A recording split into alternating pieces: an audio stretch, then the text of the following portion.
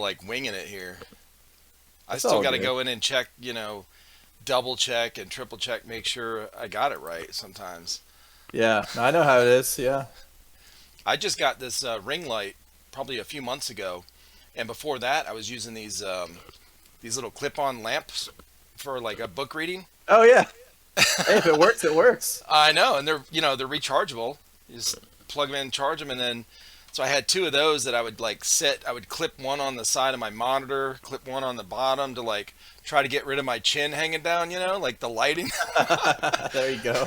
So I used that forever. Yeah. Just until a few months ago, I got that ring light, and I just hung. Actually, I'm hanging it. It's hanging on one of the airsoft guns on this gun wall. Oh, cool. So yeah, I just because it has an attachment for like a little stand and all that shit. Yeah. But I've got all this stuff on my desk. I got two other monitors. I got all these guns on the wall, and then all these USB attachments and everything. Yeah. So I'm like, man, let me hang it on this. I got my son's got the ARP9. Oh, okay. Yeah. It's a G&G ARP9, and he's got a flashlight attachment on it. So I've got it hanging on that. So it's works fine. I said, well, Good stuff. whatever. That's how you know you're in the big leagues when you've got the ring light and you're on your way to being one of them big time I'm kind of saying, production level. Yeah. yeah, those videos where people have the ring light and it's like perfect lighting, and then they look real close and you You can see see it the. right in their eye. It looks cool, right? And I'm always Yeah. like, I can't. It's not working. I don't get. Yeah. Oh yeah. Said Good I'm not stuff. messing with it anymore. It turns out okay. Whatever. Hey, if it works, it works. So I don't know if I ever actually got your actual name. Oh, my name's Eric. Eric. All right. If you Yeah, had gotten my name, I'm Lucas. Lucas. Okay. Yeah, I couldn't remember if I did or not. I just know you as MurphSauce on here. Yep. That's. Yeah, I, most people don't know my name. Because oh, I go okay. by E-Rock, my nickname. I go by E-Rock on the channel, on our YouTube Oh, channel. okay. So Gotcha. everyone on Discord or whatever. So everyone calls me E-Rock. So there's only a few times where I'll say, where I'm meeting somebody, like on here or something. I'm like, hey, I'm Eric. Gotcha. E-Rock, Eric, whatever. Okay. But yeah. So how did you come up with the MurphSauce thing? It was actually a nickname. So my screen name that I had come up with when I first got on the internet as a kid, when I was around 11 or 12 years old, making my Yahoo, mail account and a YouTube channel, was I Bro, think at 11 years old, I was playing wiffle ball in the street, almost getting hit by cars. Okay, yeah, it was 1981. there you go. Yeah, well, when I was 12 and I was making like a YouTube account and wanted to try to do that stuff, the screen name I had come up with was Pyro Sniper Freak. That was that was my that was my screen name. And my first videos that I ever did on YouTube were actually airsoft videos. Oh Believe it wow, or not, yeah. So I think way I back then. yeah, yeah. Oh my gosh. So that was I got introduced to airsoft at around 12 years old. So that would have been 2006. Okay. Yeah. Um, the way I got introduced to it was back when I was around 12, 13 years old. I was in Sea Cadets, which if you haven't heard of Sea Cadets, it's kind of you've heard of like Civil Air Patrol. Yep. Sea Cadets is kind of like the Navy equivalent to Civil Air Patrol. Oh, okay. And our battalion CO for Sea Cadets had a big house, and the battalion, they loved playing airsoft. When I got into it, they're like, Yeah. "Hey, we're gonna do this big airsoft game at the CO's house," and I was like, "What's airsoft?" I didn't know what it was. I'd heard of paintball, but I'd never played it, and so I got introduced to it. I didn't get the introduction that most people get into with airsoft, where they buy Walmart Springers and play around in the backyard.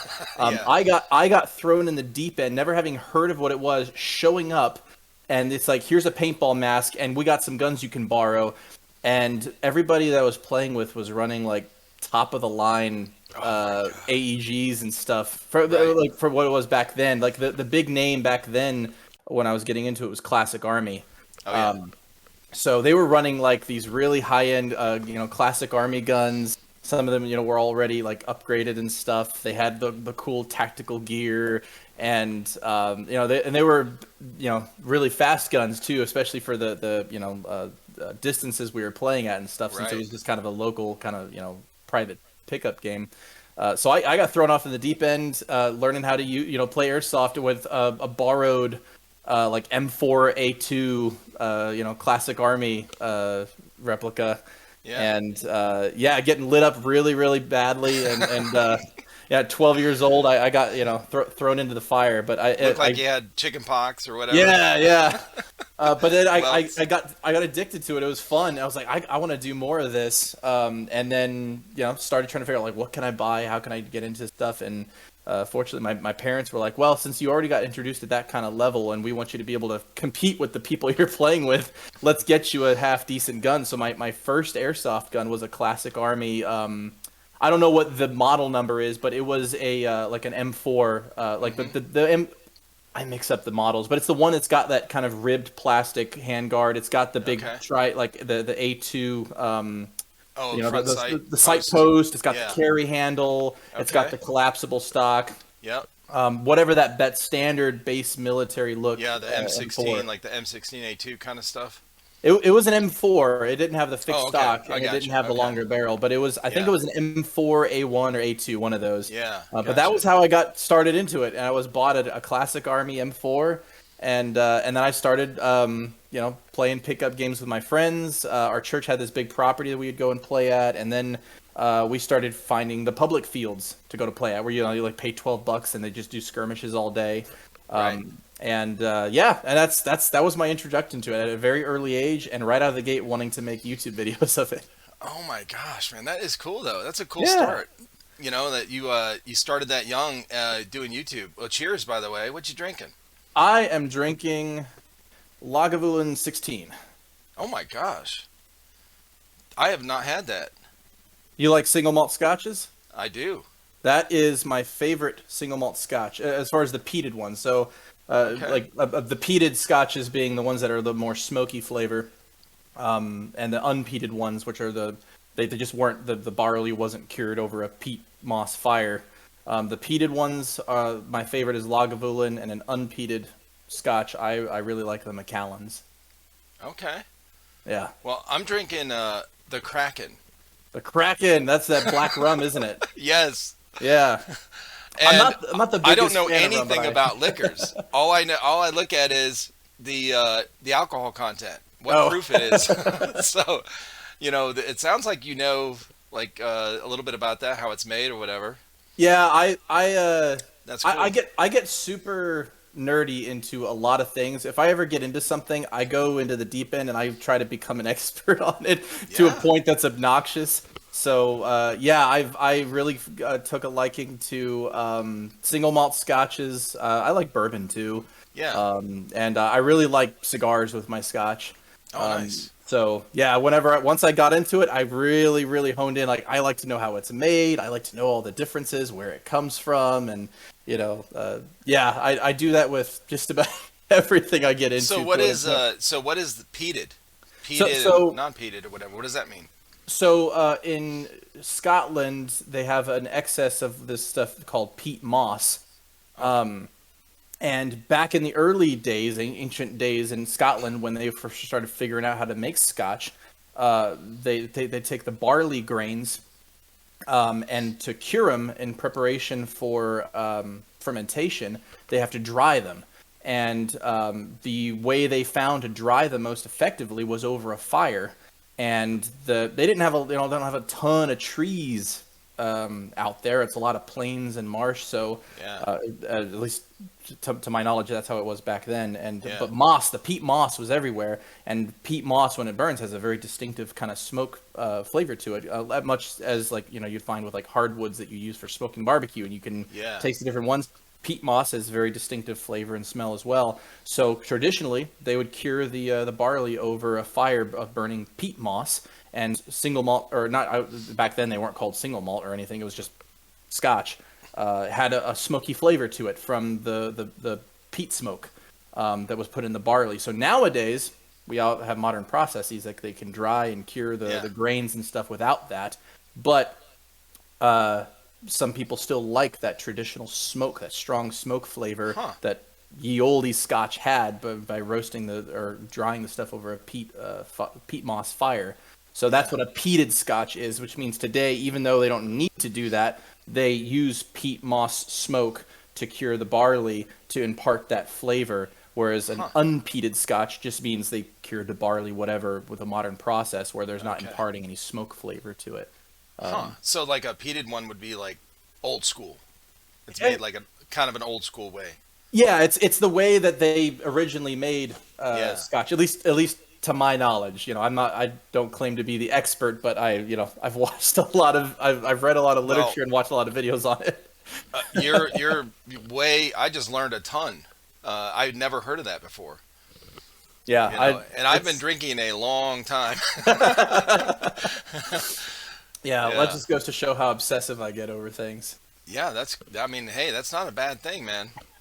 A lot of very successful people got very focused, on one thing and completed it. So, yeah, for sure. That's really cool, though. Yeah. My son would love talking to you. Do you know a lot about cigars as well?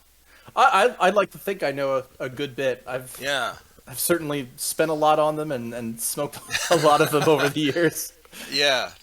So two of my sons, they actually the ones that are on the channel, Colton and Chris, they love cigars. So, but they don't do them very often. But when they do go out, those two and then JP, who's also part of our channel, they'll go to downtown Greenville, or is it downtown? I don't know. They've told me the name of the place. Maybe it's in Haywood Mall. I'm not sure. Okay. But there's a cigar shop somewhere in there, I think. And, they go in and they try all these different ones or whatever. They don't know a whole lot about them, I guess just what the guy tells them. And sure. So they'll bring different ones home.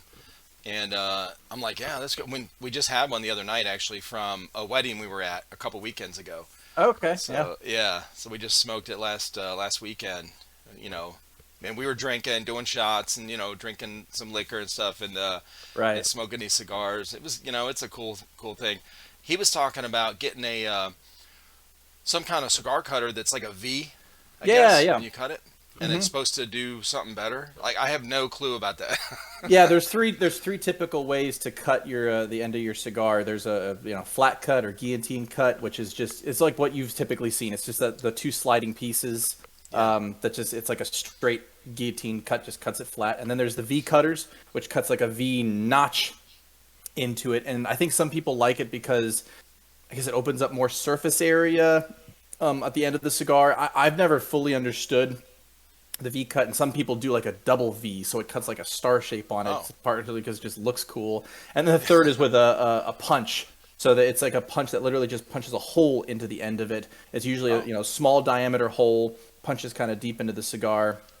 And people that like the punch, they want something that restricts the flow a little more, so it doesn't the draw isn't too light. It actually resists you drawing air through it a little more. I've tried different ways, and I haven't noticed a ton on how they change the flavor. They might just make it draw easier or lighter, or they might affect how hot it burns or how much tar kind of builds up at the back of the cigar. I've always just done the straight cut. It's just the easiest, and it's what I've not felt the need to do anything fancier than that. The only time I've ever done a punch is when I was trying out some cigars that I found had such a light draw, they'd burn out so fast, they provided no resistance at all to you puffing on them. So I used the punch to try to restrict the flow a little more. Yeah. That'd be kind of cool to have the punch because, if I like to do like in the old school movies, like just stick it in the side of my mouth and kind of chew on it, and while you're smoking it. And with those big ones, man, you can't really, when they're flat cut, it's like, you can't really do that because it's such a blunt edge, wide.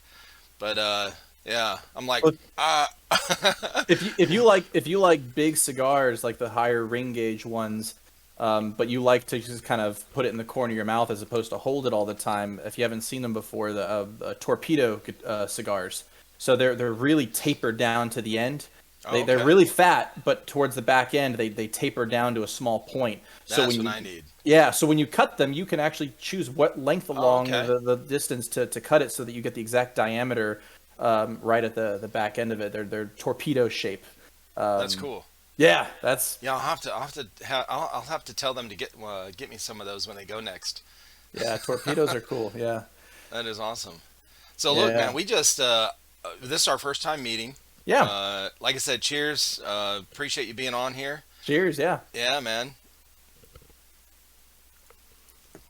And I've heard about you from Rob or yeah. Robert, and I never know. He never tells me what he goes by, whether it's Rob or Robert. What do you guys call him? So I call him Robert. The way I actually know Robert is I actually work with his dad. His dad's Yeah. my a coworker of mine, and when his dad tells me about him, he calls him Robert.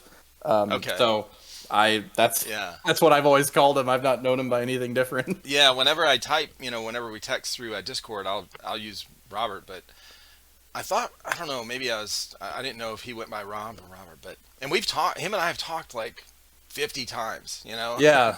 And it's something I should know. But anyway, yeah, he told me about this last event he went to that you went along, or you all went together, Yep.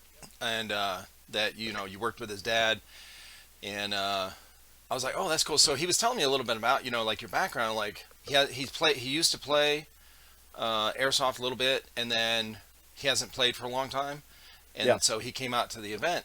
I was like, oh, I'd like to talk to him. That's kind of cool. I didn't know you started that young though, with like the YouTube thing and like doing a video for it, and for airsoft. At that young of an age, that's a really cool thing. So how long's it been since you played before So this last event? about 10 years.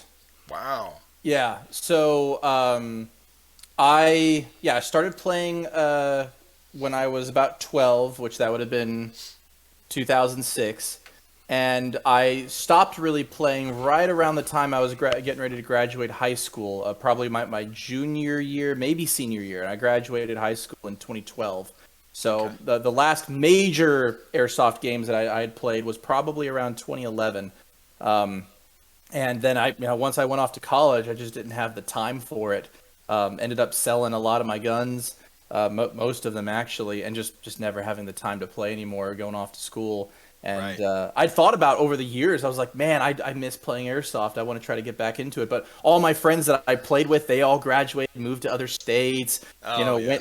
went into the Army or the Air Force, and I lost, like the gang that we all played Right. together kind of fizzled away, and it was just Yeah. hard to, and that was the fun for me. I never really liked going to play airsoft alone. I only liked to go Right. if I had some people to squad up with and play together. That was half the fun for me. For sure. And it never really happened much to play.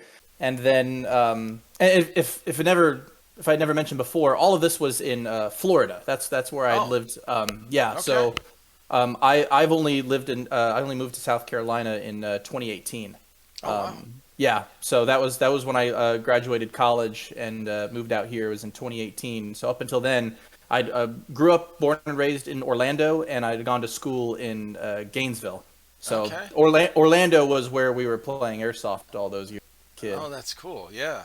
Yeah. So that was it was basically while I was off at college and doing stuff. And since even through living out here in South Carolina, I had just not gotten around to it, and then that's when I started really thinking, oh, I need to get back into this now that I know there's an airsoft scene out here. It was Robert's dad was telling me like, oh, my son loves airsoft. I was like, I used to play airsoft when I was a kid. And he's like, oh, there's this awesome airsoft scene. He put me in touch with Robert. That's when I found out about the AOSC Discord Yep. server. And I got on and I was like, these guys seem like some solid dudes. They got all Oh, these yeah. fields they go play at. I started looking at pictures and I was like, this is what I've been wanting to get into. Because I didn't want to just go to one of these like public indoor fields where you just play a bunch of random short skirmishes with nobody I wanted Right. to like find a place where it's like they do big events and stuff like that, a little bigger scale, like what I used to do when I was a kid. And I'd have been following on the Discord server for AOSC for like over a year, starting to try to like Oh, wow. slowly work on my plan of like, okay, what can I start cobbling together of the gear that I still have. It's like, oh, is that gun still hanging out back at my parents' house in Orlando? Let me see if I can go find that thing in the attic somewhere. See if what repairs. Like, I spent several months trying to figure out how to repair the one good AEG I had laying around. And finally, the stars aligned. It's like, all right, my schedule opened up. I found a scheduled game that I'll be available for. I finally got my gun fixed. I bought batteries because all my nickel metal hydride batteries that are a decade old are not working anymore. Yeah, they won't even charge. Yeah, I had to go buy, and apparently that's not really a thing now anymore. Everyone's using lipos or just gas, HPA and whatnot. So I had to go and scour to find really good nickel metal hydride, 9.6 volt batteries with the mini Tamiya connectors to fit in my AG. Because if I wanted to try to upgrade it to a lipo, but it was just going to be too high voltage. I was worried it was going to burn the motor out. Right. So yeah, all the stars aligned. I got all that stuff together, and I was like, finally, I'm going to go play an event. And I was thinking, all right, let's see if maybe the scene has changed a bunch, maybe it's just different, or if this is going to be just like the good old days. And after playing that whole event out there, the crypto something or other, crypto mining event, they had out there. He told me about it. Yeah, we made a video. We did a podcast on it. He told me about it 5 times. Crypto. Cipher. Yeah. Something. It was something like that. But yeah, I went and played it, and I was like, man, this is. It gave me all the vibes from way back when I used to play, and I was like, it was nostalgic for me. It was super cool, and it was fun to see that some things just have not changed at all, and some things have changed. It was cool to see how all the gun brands and technologies had changed. Everybody was talking about gun brands, like airsoft gun brands that I was not familiar with. Yeah. And that, there was some new types of gear out there. Some of the trends as far as what types of guns people were running, what types of gear they were using, what they were prioritizing in their gameplay and their kit and all that was very different. But that's still the same old vibes of the, kind of organized combat for the event. And, just what the gameplay felt like. It was a rush for me. It was great. I was like, now I've been bit by the bug again. I want to get back into this. Yeah. And it was cool to see that my decade old gear, while it was not really that great, it was holding up. It allowed me to rough around the edges. It needs some. My one AEG needs some tender love and care to really start getting accurate and powerful again. But it held its own. I did pretty well. It didn't feel like I was a Springer amongst, HPA guns, like any sort of disparity like that. It was just, a little beat up is all. Right. But it was a great time. When you have those big outdoor, games like that where there's, a ton of people, then you, as long as you have a, halfway decent gun, you're going to be, you're going to do okay because you got, a bunch of teammates with you that can kind of coordinate or whatever. So it's not just all, on you. Right. So so the gun you took was that classic Army one you had for a long time? No, that was my first gun I ever had, but I had sold that just a few years into playing, and I had upgraded. This gun was, and I'll pull it out here if I can. Yeah, go ahead. Let me get my my cord untangled here so I can. There we go. I need to get a wireless headset. That would be the bomb. Look at me, man! I got this $10 freaking mic over here. It's like one of these telemarketing mics. Yeah. Like a call center. That's what they call it. Call center mic. That's exactly what I was like. Where's the cheapest mic? I'm not buying a huge ass, $100 headset for this thing. So this was my brother's gun from way back when we played. All my guns I had sold, but this is a Gen 1 KWA G36C. Oh, that's awesome. You see it's got the extra fat handguard, because the Gen 1s, they had a really fat handguard to try to let you fit a really big nickel battery in there, and then the Gen 2s was coming out right around the time where lipos were really becoming popular. Okay. And they're like, you don't need a fat lipo in there. Let's make the handguard accurate scale to the real gun. Yeah. So people that know G36s look at this thing and they're like, what's the deal with that? I mean, you can see how ridiculous it looks. Uh-huh. But yeah, it's cool though. It was really cool. It's super beat up, so I'd lost the retention pin, and you can see for holding the handguard there. It's just a bolt with a wing nut on it. A bolt with a wing nut. I love it. Yeah, it's missing. Like the sling I have for it is not meant for this at all, so it's been jerry rigged in 15 different ways. The pad for the buttstock, like the rubber decayed over a decade of sitting in a hot garage and just crumbled apart. So it's just that bare plastic on there now, and you'll get a kick out of this. So nowadays, I know a lot of people when they put suppressors or silencers on their AEGs, they're usually either loudners or a shroud for an extended barrel, because a lot of the noise comes out of the gearbox. You're not going to really silence that much. This Gen 1 G36 is so quiet. An actual foam core suppressor makes a huge difference on it. Most of the noise actually comes out of the report from the air blast from the muzzle. Yeah. So way back then, my brother and I, we wanted to try to make a silencer for it. Yeah. Now this predates 3D printing. We didn't have a machine shop or anything like that. So we jerry rigged some stuff. So this is the silencer we made out of a spray paint can. Oh my God, that's cool. So I'm not going to be able to show it to you to like take it apart. It's all like screwed and glued together. But it's inside is a piece of like 1/2 inch or 1 inch PVC pipe that we just drilled holes in all over, made it look like Swiss cheese, and drilled out with like a hole saw the holes here, and fit that center in there. We cut off one, the back end of the can, and we fit that core pipe in there with all the holes drilled in it, and then shoved all the entire annular space in there with just this like light foam. And then cut to shape a piece of like sheet aluminum, screwed it in, and glued it, and then we basically with set screws and stuff just took the muzzle device, the flash hider, off of the gun that threads off with those 14 counterclockwise, reverse, and just fit it right in there in the core pipe. And it's like it works. It's how smart! So you put the orange tip basically into the can, so you could just screw it on and off. That's right. Yeah. So when you screw it on here, smart. Yeah. it looks so awesome and ridiculous how fat that thing is. This is a cool dude. I love this thing. This is like the Mad Max or Fallout 3 kind of gun that. You just find parts here and there and keep it together so it keeps running. Part of me wants, and I do want to start getting some modern, really higher end, higher performance kind of guns, but part of me wants to try to get some more life out of this. I think really all it needs to really be viable again is a new barrel and hop-up unit. And if I'm not mistaken, this will take most, is it Type 1s that are the AK style? Type 2s are the.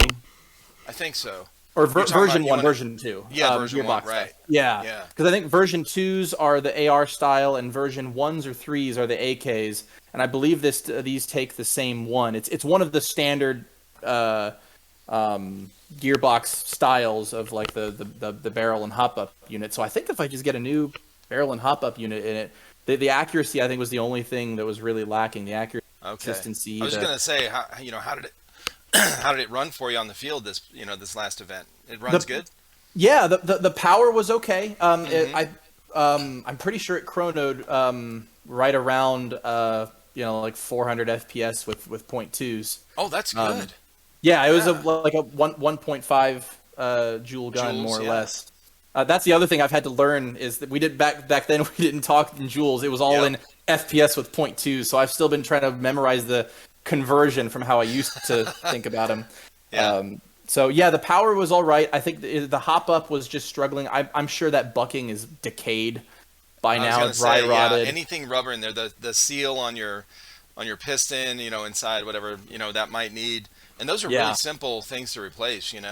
Yeah, it's just I have to go and find, that's the other thing I've been trying to figure out is all the new what good websites to shop at, because all the websites I used to shop at are like, they're non-existent. The big one where I ordered my first gun was Airsplat. Airsplat was I never even heard of it, yeah. Yeah, and I don't think they exist anymore. Gosh. Yeah, some of the ones that I'd ordered from in the later days of playing in my childhood are still around. I think Airsoft GI was one that I had ordered from, and I think the most recent thing I did ordered anything from before I stopped playing was Evike or Evic, however people say it. Yeah, I know. We say it both ways. We Yeah. said it for the first year of our channel. We always said Evite because we got all the BOAs. Every single one that came out for that whole first year we did started our YouTube channel. Yeah. We got every single one. We didn't miss a one. Okay. So because now one of us might miss one because they sell out in 30 seconds. But right. But yeah. So all of our videos were like, hey, we got this Evike BOA, whatever, Father's Day edition. And then it was like 8 months into our channel, and this somebody comments like, well, it's pronounced this or whatever, and I was like, is it really? So I looked on some of their older videos that they have on that they post on their website for each of their guns. That Matt, I think it's Matt. Yeah. Matt that sounds right. Yeah. And when he's talking about one of their products, whatever, he says, you can all get all this from Evic. I was like, oh shit, we have been saying it wrong. So I tried to switch, but it sounds so weird. Saying Evic. Yeah, that's because I always said Evike as well. I have to force myself to say Evic when I care enough to. Those are the two big channels or I guess websites we get our stuff from, and then Amped is a big one. I've been hearing about that one. Robert was telling me oh, Amped is great. You can find a lot of cool stuff on there. Yeah. So that's going to be my struggle now is to find all the new good brands to buy from for aftermarket parts for my old guns and make sure everything is still compatible. But yeah, I do want to get some life out of that one and just kind of keep the legend of this thing going. This decade. Well, sure, dude. Definitely do that. I think we bought it in 2009. That would have been when we bought this thing. Yeah. My brother had bought the KWA or the Gen 1 G36, and I had gotten at the same time a Gen 2 KWA SR 25, I think is what it was. It was a kind of a DMR 5.56 style rifle. It had the full quad Picatinny rails. It was like an 18 or a 20-inch barrel. It had a crane stock. The flat Picatinny topped upper receiver. And I'd put like a red dot or a scope on it or something. Yeah. That thing was fun too. I really enjoyed that. That we bought both of those right around 2009, I think, and those were the best, highest quality guns we played with up until we stopped playing. Were those KWAs, and apparently from everything I've heard, KWAs, those AEGs are still considered kind of top of the line stuff by today's standard, at least from what I've been hearing. Oh, for sure. Yeah, definitely. Yeah, they're still big time in the game. Yeah, we've gotten a few weapons from them, in mystery boxes and stuff like that. I think we had a couple pistols. And they're definitely a big name in the market as well.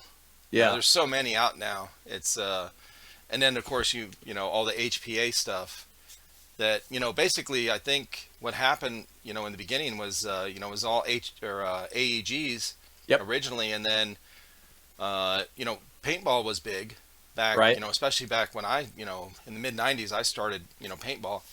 And that's an HPA, that's all it is. And so yeah, pretty much. Yeah, so I think they started converting the somebody started converting the airsoft guns over to HPA with the air. And those are I was gonna say Robert's big into that right now. He's starting to 3D print a bunch of stuff and build this. He's trying to do this HPA build, and we talked about it on our last podcast actually last week, him and I, and he's like, should I get this? And he'll be looking up stuff while we're talking, and I mean, this guy, how smart he is, he's just okay, let me look this up. And I remember asking him something a few weeks ago. I texted him while I was at work, and I was like, hey, could you, look into this for me? I don't know anything about it. I was saying, so he's like, yeah, let me do some research. 15 minutes later, he comes back. He's like, yes, it's definitely possible, and we can do it. I was like, okay. Yeah. I was thinking 2 days from now you could get back to me, but that's cool. He texted me the other day. I think it was yesterday, or the day before. He was like, hey, how much do you know about solenoid valves? And I was telling him I know how they work. I've done stuff that involves them, but I haven't really personally interacted with them or done builds with them much, in my projects and whatnot. and presumably he's trying to do something with one of his, custom build ideas. And then he starts sending me links and stuff to these, HPA valves, or not HPA valves, like solenoid valves and stuff. Yeah. And yeah, he's got some pretty epic ideas. He's got the drive to go do some stuff. Yeah, he does. I love talking to him because he's always got something new going on. Yeah, he does. He's like, I'm 3D printing. I'm doing the crypto. I was so in the last 2 times we did podcasts, as soon as we start, we're like 5 minutes in. I'm like, bro, your mic is cutting out like every 10 seconds. So I don't know if there's something running. I don't know if it's your internet. He's like, oh wait, I'm mining whatever coin. Hold on, let me turn that off. Yeah. Yeah. I'm like, okay. He turns it off. Everything's fine. I'm like, okay. Like it's just he's got so much stuff going on. And he's like, yeah, I'm doing this, and I love it. I love that he's into all that stuff and very efficient with information. With yes, he is. Research, I guess. So anytime I have a question like that about anything, in fact, the last that when I texted him that day, it wasn't even about airsoft. It was about creating your own token, like crypto kind of token thing. Yeah. He's like, yep, yeah, and within like 2 days, he texted me. He was like, yeah, I created it. I'm like, oh my god, okay. So I will say I wish I had the increased free time of being a younger teenager to go and do all that kind of stuff. I will say Robert has a lot of cool technology and resources at his disposal nowadays compared to what I had when I was his age. If I had a 3D printer when I was his age, if I had access to all this cool computing power and stuff when I was his age, I probably would have just been just as crazy about doing all this stuff and just as efficient. I certainly had the desire to do that stuff. Right. So I think it's really cool. People, younger kids are a lot more blessed nowadays with all this cool technology at their fingertips and all the free time when they're young to go and learn all this stuff and teach themselves. It's cool. It's really cool. Oh stuff. yeah. When I was his age, I got kicked out of my house, and I was in high school. Senior, whatever, or going in my senior year. Got kicked out of my house for a while, and I was going out and partying with my friends. My parents were real religious. They didn't want me to do that, and I left. And my dad said, "If you leave again, you're not coming back." I said, okay. And by this time, I already, oh yeah, I remember. I didn't believe him actually. So we I'd already signed up for the Marine Corps. I signed up as soon as I turned 16.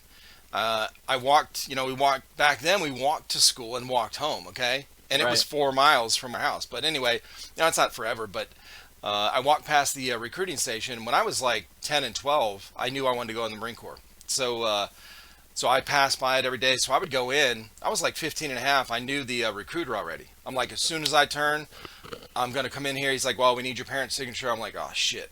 And, but anyway, so I signed up for the delayed entry program. But at 17, I get kicked out. And I went out with my friends. I come back, and there's a note on my door. On the outside, the outside door, it says your stuff's in the garage. So my dad packed my mom and dad packed all my stuff, and so I went and grabbed a few bags. I stayed with a friend for a while, and now I still went to school and stuff, but anyway, and then I went in the Marine Corps. I did go back home, and my parents and I got along. It was it was fine, and my dad actually ended up being the best man at my wedding. So oh wow, cool. Yeah, we went from like this when I was a teenager to after I graduated boot camp. He was in the Navy, so he was proud of it was all good. Now we still butted heads a lot after I got out of the Marine Corps. I did 4 years in, and then my wife and I got married. We moved back home and stuff and started having kids, and we would spend holidays and stuff over at my parents. My dad and I would still argue. But he was always one of those guys, like, we'll yell at each other, and then 2 minutes later, like, we're fine, Oh, there it's you like go. not a big deal. Yeah. So, but anyway, yeah, everything was fine. It was, but yeah, I started out like at Robert's age. I didn't want to be at home, and I wasn't. So So yeah, I don't think I would have been doing what he's doing. I Sure. just cared about chasing girls and drinking. So yeah. So Yep, yep. yeah. Yeah, no, Robert and I have been talking a lot about the different builds we want to do. The thing that I can't remember if he gave me the idea or if I gave him the idea, but I've been, as soon as I saw it come out, I've been super enthralled with the Polar Star Kythera. I Yep. love the idea of an all mechanical semi-auto HPA rig with a really nice, realistic, clean trigger break, Yeah. reminiscent of an actual AR trigger. So, but I've as I've gotten into airsoft, I think, well, how fun would it be to try to just come up with something unique that's not out there on the field? And the Kythera is so small. You like, yeah, it's meant to fit into that gearbox, to drop in. But I'm thinking, Right. what if you just build something that fits it without being the exact Right. profile of that gearbox? And I started thinking, well, what if we design a custom chassis, if you will, for Yeah. that Kythera to just drop into, where you can get really creative with the design of the body, and you could start making, like sci-fi guns or guns from video Yep. games and stuff. It's so easy nowadays with all the CAD software we have available to us to just For sure. model whatever we want, either off of a template from a video game or just create something unique of our own. Right. The external aesthetics, and then just build out whatever dimensions on the inside of that model, fit it in there, split it in halves or whatever, so it can all clamshell together and make Yeah, yourself because a you don't cool need with gun. the HPA. All you need is the tube. You just Yeah, need a it's just that tube tiny that little tube. can, funnel air to that nozzle. That's it. You Yeah, don't need and all then that just extra, all that stuff for the gears and all that kind of stuff. and you could even go a step further, because you obviously need to have the something to actuate the trigger Yeah. sear, which normally it's just that AEG trigger right there. But then I was thinking, you could make some fun bullpup guns. You make some custom Yeah. linkages, so you put the trigger way up front, you stick that Kythera engine all the way in the back, and just have some exciting linkages. Yeah, yeah. You could make some really, really cool, unique guns. So, yeah, I started thinking, well, if you get a Kythera, I started thinking, about how can I make some replicas of some like cool Halo guns stuff, Right. or guns from I don't know, take your pick of any sci-fi movie. I Yeah. even thought about making Star Wars blasters or something Yeah, like Star that. Wars, Yeah, what is that? Steampunk, Borderlands, yeah, Borderlands guns. Yeah. Those are Gears how of fun would War. it be? How fun would it be to roll up with one of those crazy Borderlands guns that takes Yes. like a magazine from each side, or like Right. the thing spins around or something? Put some LED lights that, rotate Yeah. and do all the flashing stuff. Of course, I guess that would give away your position, but hell, man, if you're going to go play CQB, who cares, Right, Do something right. like a novelty gun or something. Yeah, and that was something so I've been trying to get my brother back into it. He hasn't played since way back when both of us had stopped playing. And I told him, like, hey, I just went and played airsoft for the first time in a decade, and it's just as good as we remember it, man. We got to try to get you back into it. We've been talking about, well, back then we used to take ourselves super seriously and want to try to do full milsim stuff. So we wanted to have the accurate matching camo uniform. We wanted the plate carrier and the gear. Try to look as accurate to real steel military as possible, and be Right. all tactical. And nowadays we're thinking, like, all right, if we're getting back in, let's not take ourselves as seriously as we did before, and let's kind of do some fun, kind of meme kind of loadouts and all that. So or just something that's like borderline cosplay. So we thought, my brother and I've been talking for 2 weeks now about building some replica armor suit from Halo ODST. Oh, yeah. We saw, all right, we want to make, and I've seen some people on the internet already do it, but we wanted to make a couple replicas of the Halo ODST SMG, that suppressed SMG. Oh, yeah. And make the ODST armor, because we think Yeah. the ODSTs are cooler than the Spartans, because they're OG The hell jumpers, man. They're not augmented with biomechanical Right. things. They're just hard dudes jumping out Yeah. of space. So we thought it'd be fun to make a couple sets of ODST armor and some replica suppressed SMGs from the game. And she's like, yeah, it's not going to be practical. Not going to see out of the helmet super well. We're gonna attract a lot of attention, but we're gonna have fun doing it and look cool For while sure, doing it. man. That's cool. So we've kind of thought, all right, if we're getting back into this, let's just have a little fun with it and not take ourselves so seriously. Yeah, that would be awesome. Well, there's a few guys. There's one guy I follow on Instagram that I can't remember what state he's in or even if he's in the UK, but he always wears a yellow rubber ducky on his helmet. It's like glued on top of his helmet. That's great. And then this guy I just did a podcast with a few days ago. It just came. I think that's the video that came out last night. He's in North Carolina. You know, he's fairly close. He does on his, and he has a YouTube channel. So when he edits, and he does a lot of sniping and stuff. When he edits, he does like video game sounds in the like in the shots and stuff. Oh yeah. It really changes it up. I like how he does that stuff. So yeah, but that I've seen those guys that are like the Call of Duty, I can't remember, but like the heavy with all the gear on with the machine gun. Juggernaut. Yes, the Juggernaut. Yeah. So I've seen events where they have somebody like that. But and there's a lot of cosplay people, or I guess there's a lot of airsofters that are into cosplay and vice versa. Right. So, doing those kind of weapons or gear would be really fun, Yeah. So another definitely. thing that I noticed as it was, getting back into the game, one of those things that has changed a bunch is the emphasis on what type of guns people prioritize as far as how they work.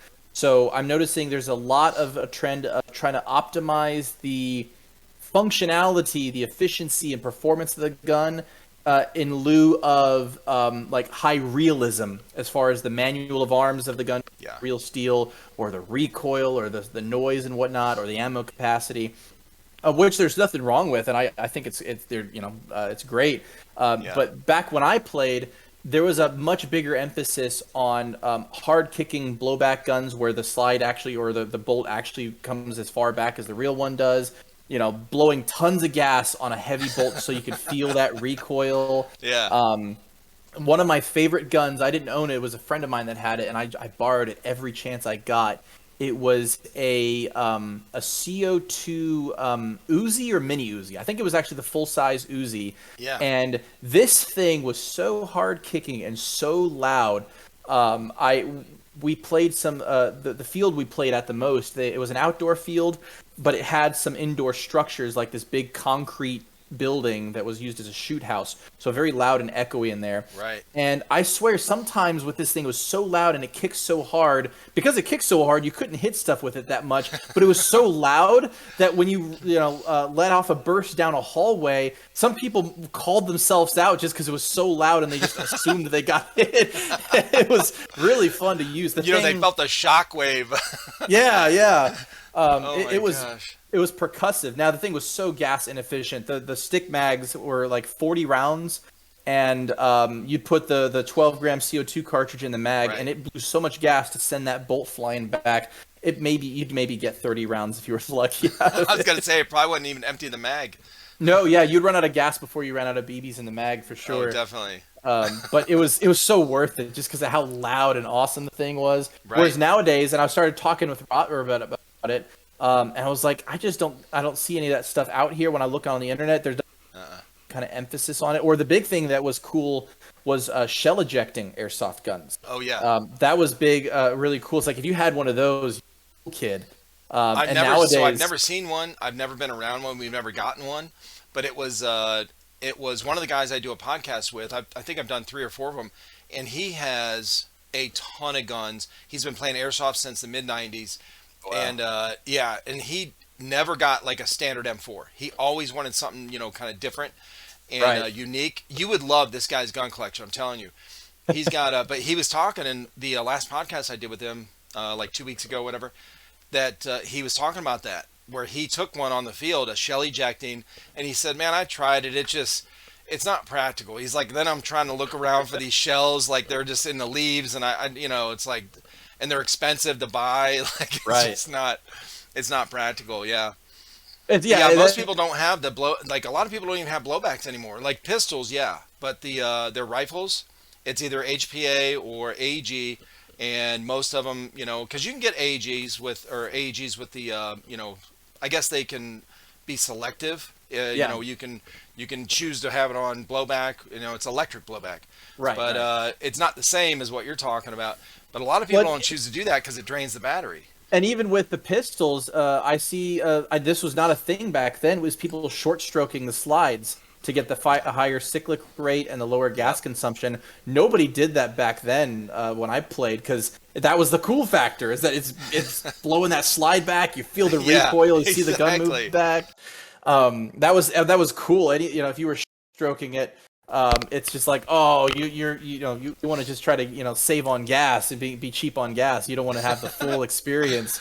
Whereas nowadays it's like, yeah, I want to save on gas and be able to sling more BBs downrange. I don't care what it feels like. So it's just, I've noticed there's a difference in the trend. You know, it's a different, seems, different generation of airsofters, and it's just things have shifted, and I kind of got left behind in my 10-year high. Well, they're more about, and they are, most airsofters, the one standard that's never changed is they still want to look cool. They want to do the tactical, right. With the gear.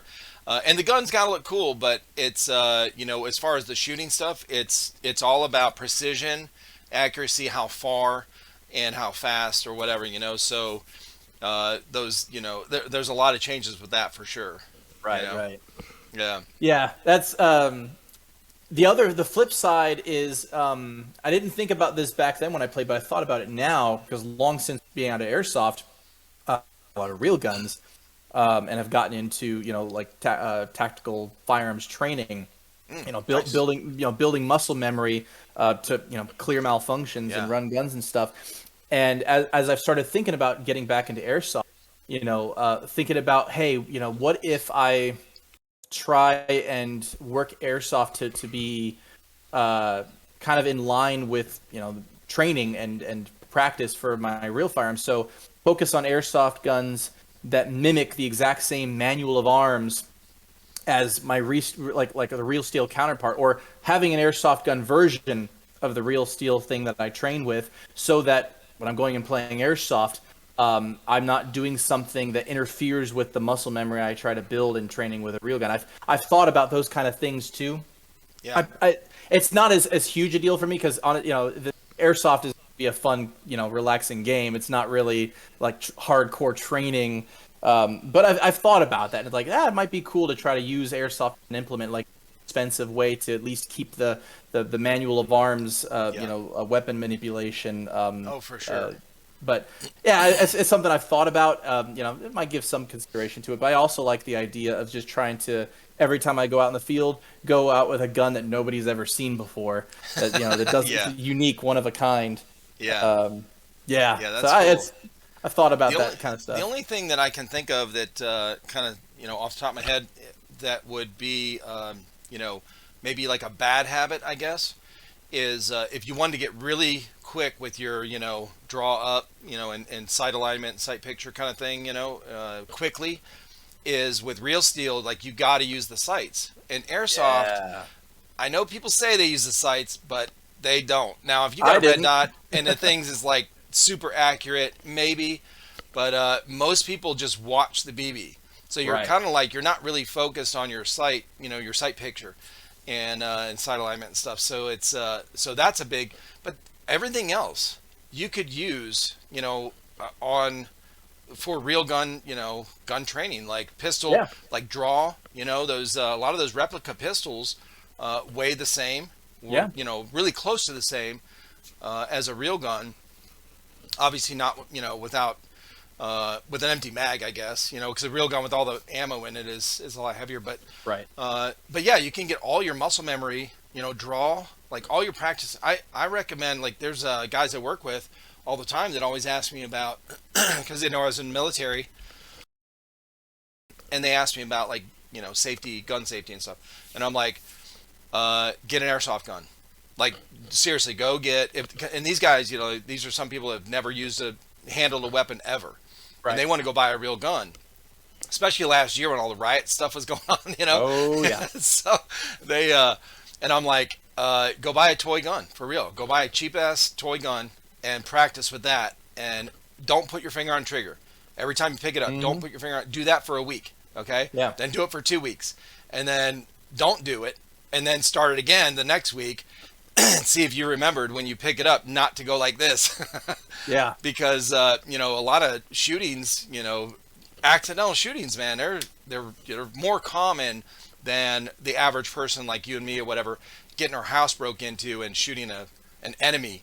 Right. You know, it's accidental. You shoot yourself, you shoot your friend, whatever. You know, most of them aren't fatal, but they're you know, still, you don't want to be that guy. Yeah. No, those negligent discharges can be very serious, and it goes a long way to introduce somebody to the, you know, those fundamental principles of firearm safety. Is, you know, finger off the trigger until you're ready to fire. Treat it like it's loaded. Never point it at anything. You know, it's like, as long as you're following those rules, nothing can really bad happen.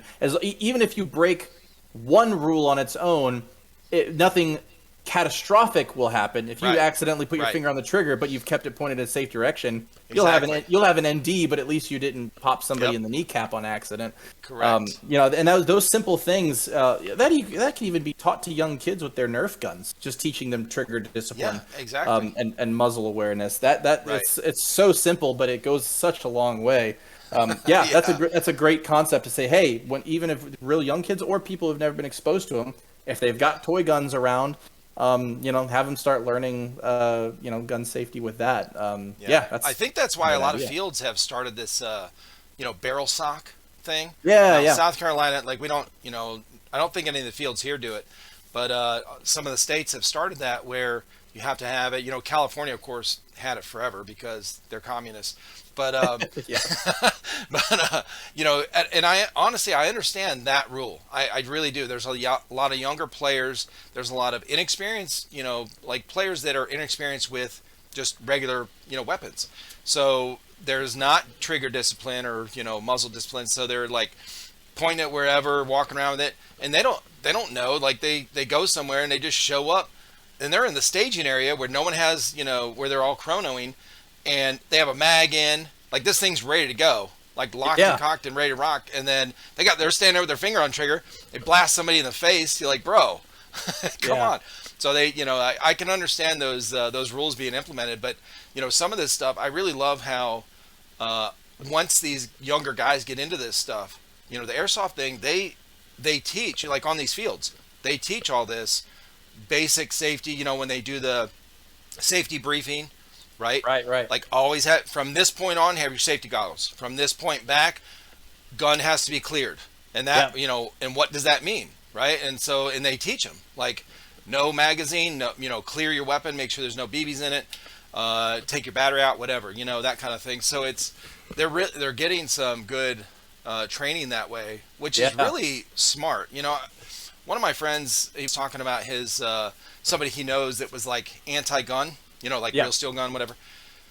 And I'm like, you know, even if somebody, because they have kids, this person he was talking about, and I'm like, even if you're anti-gun, you know, whatever side you're on with that, I know it's been politicized like crazy. It shouldn't be, because the fact is they're not going away. Right. You're not going to uninvent them, okay? The chances, statistically, that your son or daughter will be exposed to them in their lifetime is going to be really high. So I mean, of course, out of the military, I wanted to teach my kids gun safety anyway at a young age, but because I knew we'd have guns around the house. But even if I was like not for that, I would have still taught them that, because I know the chances that I treat it like them driving a car. Like, you're not going to uninvent cars. They're going to be using cars. They're going to be in someone's car. Even if they don't get their license and drive, they're still going to be in someone's car. They're going to be on the road somewhere with somebody. Teach them some kind of, you know, safety with these weapons, or, you know, just like cars. So you don't have to be for or against it, whatever, but teach your kids, like, how to handle that thing in case they come in contact with it, and they know this kind of basic stuff. So these guys show up at the airsoft field, they have no clue, and they're just like, what's going on? You know, I did see a lot of that at that one game I played, where it's, you know, I didn't want to be every single kid's dad. Where it's like, you know, they're toy guns. I'm not going to go tell every single kid I see, like, hey, you shouldn't. You don't want to be the like that. The male Karen out there going, point your, what are you doing? It was just, you know, hard for me not to notice and be like, there's a lot of fingers on triggers when people are just kind of walking around and standing around, and I know it's not the biggest deal because they're toy guns. People have got their face masks on and they're Yeah. out in the field. But yeah, it's something that's like it'd be great to see more kids just instinctually having that trigger discipline, just because smart thing to do. Even Yeah. whether it's a toy gun or a real gun, you could still injure people with a toy gun. Oh, for sure. Yeah, you Yeah. get shot at, well, even that gun you got, 400 FPS, with a .2 still, that thing hurts. Well, I've had a lot of 10 feet injuries. away. Yeah. I've had a lot of injuries. I've got some really great pictures too from back in the day of getting shot very close up with very, very high powered guns, because half the games I played were like these pickup games with friends where we just said it's kind of anything goes airsoft. We didn't like the Right. minimum engagement distance to have fun. No. So Who yeah. wants to- no, we don't need that rule. Yeah, You're so- you're young and you're invincible, and That's right.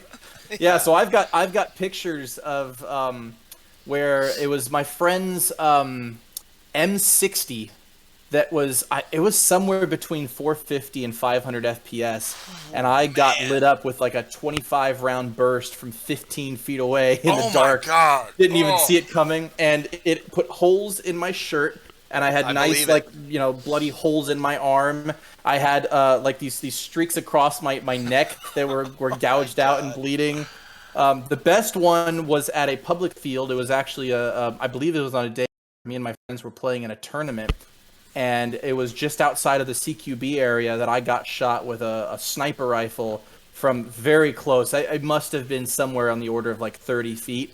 And it went just below my eye pro. I'm sure I could find the picture of it. And yeah, it was just like all the blood running down my face, Yeah. that nice big hole in my cheek. Yeah, no, it's you can sustain injuries from it, that's for sure. For sure, yeah. That was one thing different about paintball. Now, paintball hurt, and we were proud of our welts. And I did have some blood blisters from it, but I never bled from it. Right. But BBs, I remember when we first started. I've told this. Anyone listening to this right now or watching this, I apologize. I've told this story like 100 times. But we started our channel. I was a paintballer. I was always ragging on these guys about, this thing. There's no way this stuff hurts. I'm Right. doing all the editing. I'm doing all the filming. I'm like setting, like, here, you guys do this. Let's do a review on this gun. So I was kind of like doing the channel part, and they were doing the airsoft playing stuff. So I was like, there's no way this hurts. I've seen these fly through the air. Like, come on. Yeah. So one day I'm drinking like always. I got a Bud Light in my hand. I'm like, just shoot my hand. So I put it out like this. No. Oh yeah, on my tendons, bro. Like this with a fist. Okay. We had That's the just worst. got this. We were doing a review on this World War II era or the 1950s era, whatever. Sterling. So side fed mag, 90 round mag, mid cap. And this thing was shooting 380 FPS with .2s, which isn't super high, but full auto. This thing's shooting like 18 rounds a second. So I was like, unload the whole mag, go. No, the whole bag. Oh yeah, no, it took. I had to talk to. I had to convince them to do it because they were like, it's gonna hurt. I don't care. I bet it won't hurt, bro. I got pictures. I think in like 3 podcasts ago, I did a video. I was talking to some girl from the UK and told her the same story, and I put a picture of my hand in the video, I think. But anyway, it was bad, bleeding. Yeah. I mean blood. Okay, all over. It looked like I got attacked by hornets that were just gnawing at my hand or something. I don't know, but it hurt, and I couldn't make a fist for like a week. Yeah. So it was. But anyway, yeah, I had to learn the hard way. While you were talking there, I found the picture with the shot just below the eye. I can. There we go. Yeah. Yeah, there you go. Oh yeah. Yeah, That's after I wiped all the blood off of it, and it Yeah. still kept bleeding. Yeah, it looked a lot worse when I first came and checked it out. oh yeah. Yeah, that's you're lucky it didn't get stuck in your cheek. Yeah. Yep, that was a gnarly one.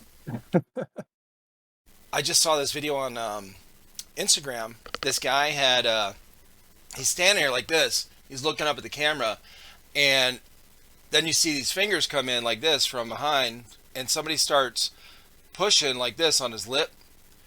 and it's his eyebrow, and they're pushing, and like at first, I mean, you see like a red mark, but you don't see anything, and they're pushing, and they're squeezing hard, bro, and then all of a sudden this BB comes out. You couldn't even, it was so far in there you couldn't see it. Oh, And I was like, oh, no. it made me cringe. Yeah, I was like, bro, okay, That's wear a gnarly. face mask, bro. Ooh. Oh yeah, Yeah, I've never had it that bad where I had to dig a BB out like that. They would just yeah, tear me up like pretty good, but ooh, I can't even imagine that. yeah. That yeah, yeah. I was lucky that I just, I guess I got a good lesson. I should have just had him shoot me in the arm where it's Yeah. like, soft and, the muscle, whatever. But those tendons were wrecked for, at least a week. But it was a good lesson for me because I talked shit from the day they started playing until that day. And I never did again. I was like, Yeah. okay, velocity matters. I got it, Yep.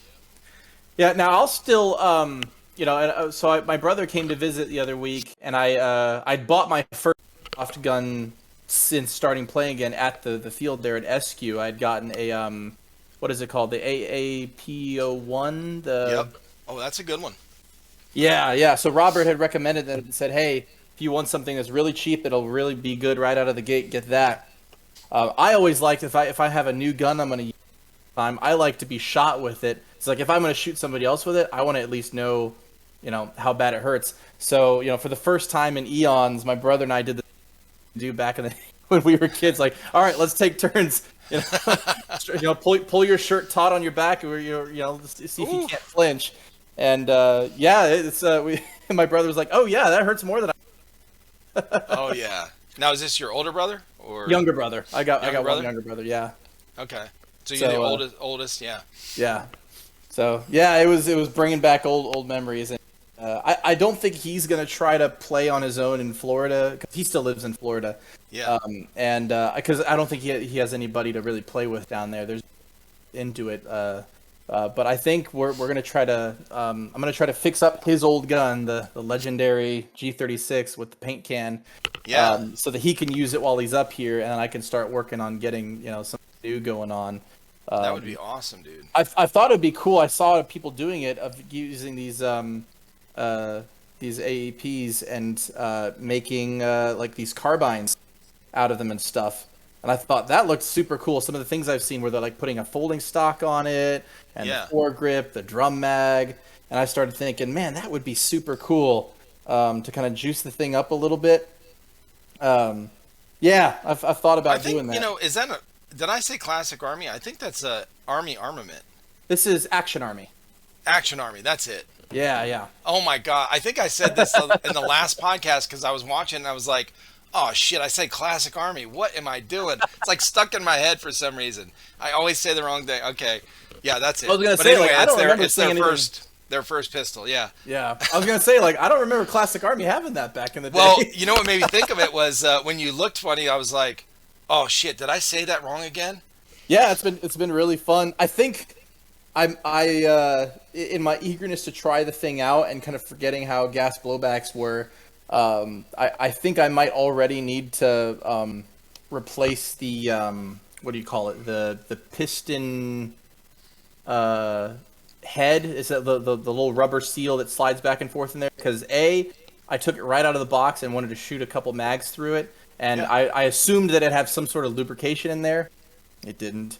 And then I was like, oh, well, I know silicone stuff is good. So I went and got some silicone spray and put it in there. And I was like, it worked well at first, but after it sat around a few days, it's kind of looking a little gummy in there. And I started like looking back on the line and like, there's like 100% silicone oil that, that's what was good for airsoft, not my, generic, like Lowe's silicone spray. So I might have to break the thing apart and try to clean that stuff out. And maybe people, I think it was saying like the Teflon spray sometimes makes the rubbers swell up or something like that.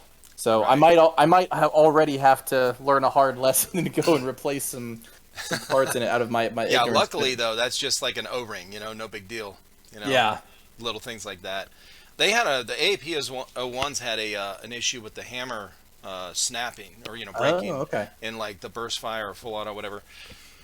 And the review we did on that gun was actually a loaner from one of the guys you definitely need to talk to. Okay. About the HPA stuff. Yeah, And, yeah. Yeah, so like the Kythera build and all that. If you look back on our channel, if you just search in in our review playlist or whatever, we did. He lives in Piedmont. Okay, so it's not far. He's been probably in 2 or 3 videos of ours, and one of his first videos he was in, he did a Kythera build, and he brought it over and showed us a whole step by step of what he did, and then we ended up shooting it and stuff. But he had to do a lot of Dremel work and everything to get everything to fit in the gearbox. But, I think I might have actually watched that video because I was trying to catch up on some of your videos. Was that kind of long video where you guys had the out there, and I think there was even some sort of hop-up issue that the guy was having mid-video. Yeah, I think I actually watched that video. The bucking got twisted up in there. Yeah. Mm-hmm. Yeah, he's a good guy to talk to. So you're on our Discord already. So he is tugboat captain. Tugboat captain. Okay, that's memorable. I'll remember that. Yeah, for sure. So he's very knowledgeable about that stuff, and he likes tinkering with those kind of things. And when he does it right. He'll get it set up, and he does a lot of research. He also made in that video, I think he talked about it. He also made a homemade suppressor kind of thing with little foam rings and stuff in there. Right. And with like chicken wire in the inside kind of thing. But yeah, anyway, he's really good to talk to. But there's a handful of guys on our Discord, viewers or whatever that follow us on our YouTube channel that are way more knowledgeable than any of us on our channel, and a lot more experience with tech and working on stuff, and they're really good. So if you ever have a question, you can post it in there. We have different channels in the server that you could ask questions, and post pictures and ask, hey, what about this? Robert does it all the time. Yeah. And it's really helpful because I always see these comments like, bro, this guy's like an encyclopedia of tech stuff on the Airsoft. I'm like, I don't even heard of these parts he's talking about. But like I said, I was on the video and editing end, so I wasn't really experienced with Airsoft until these guys started, and I started tinkering with some of their guns that would break on the field, and I wasn't working at the time. I was recovering from an illness, so I had all this time to work on them. So I'm like, yeah, drop it off of my desk. I'll work on it. I didn't know what I was asking because some of these gearboxes, I'd start taking them apart and then just springs go out, gears fall out. I lose a spring here, and I'm like, dude. I remember my first and only time ever breaking apart an AEG gearbox, and it was to do some upgrades on that old classic Army M4 that I started out with. I was like, it's time to get some new power out of this thing, and I thought, wow, I want to get some more oomph out of it because it was only like 330 FPS, and I was like, I wanted to bring this thing up to the 400 club. Yeah. So I was like, oh, this shouldn't be too bad. I'll never forget, like, oh, I pull this screw out, and I started, peeling it apart, and boom! That mainspring just shooting out across the kitchen. Oh, yeah. Oh, and it was just so frustrating. My dad had to come and help. We had to have like 15 hands and pry tools and stuff. Yes. And when we finally got it back together, and it's like, okay, it seems to be working okay. Please work. Yeah. And I vowed when it was finally working to just never, ever crack one open again. That was not worth the effort. Well, I'm going to tell you a huge thing that has changed that will make your life 100% easier if you want to change like your FPS or whatever, is the quick change spring system. So, most of the gearboxes now have a quick change spring system. So in the back, when you look at the gearbox, in the very back, right in line with the piston and the spring, there's a I don't even know what the part's called. I've done it a ton of times, like take them out, but it just has like a hex head fitting in it. Okay. It's not a bolt. It's built into the it's molded into the piece that holds like the back of the spring. Yeah. So and it's got a an opening that is kind of like a slotted opening. So you push it in, turn it so that it's like a key, and then and then you just slowly release the spring, and the spring comes right out. You don't even have to take the gearbox apart. Wow. Oh, I'm telling you, bro, you'll be like, holy, because that spring right there is what, is the hard part about taking the gearbox apart. All that tension, just trying to blow the thing apart. Yeah. And so you start prying it and you try to get something inside there to hold it down while you pop it off. But yeah, the quick change spring system is a really, really common thing now with newer gearboxes. Yeah, you're going to love that if you ever try to do upgrades.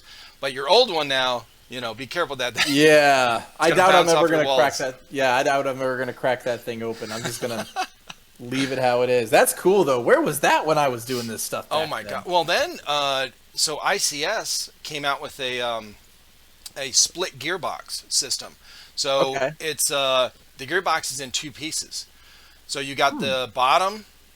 You know how it's you got your gearbox with the tube on top, and then it kind of shoots down like this with all the gears. Your motor is all that's separate. So you've got exposed gear, your top gear that drives the.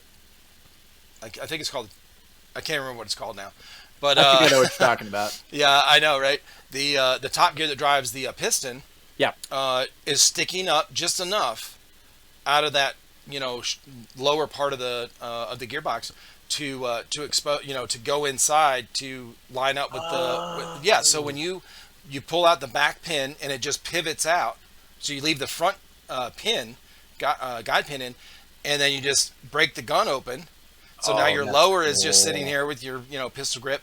Your upper comes up. You've got the piston up in top that's secured in, right, with your spring and everything. And then you got your gears down here. So then you put it back together and the gear just, sits in there. Like, it's a really, really nice setup. That's cool. Yeah, really easy to work on. Wow. Yeah, because most people change their spring. That's one of the most common things. They'll change their spring, they'll change the barrel, hop up, obviously. But the gears, most of the time, they leave alone, Yeah. Like, they'll leave the gears in, they'll change the motor, if they want to do a better kind of motor or whatever. But most of the time they'll leave the gears alone unless it breaks.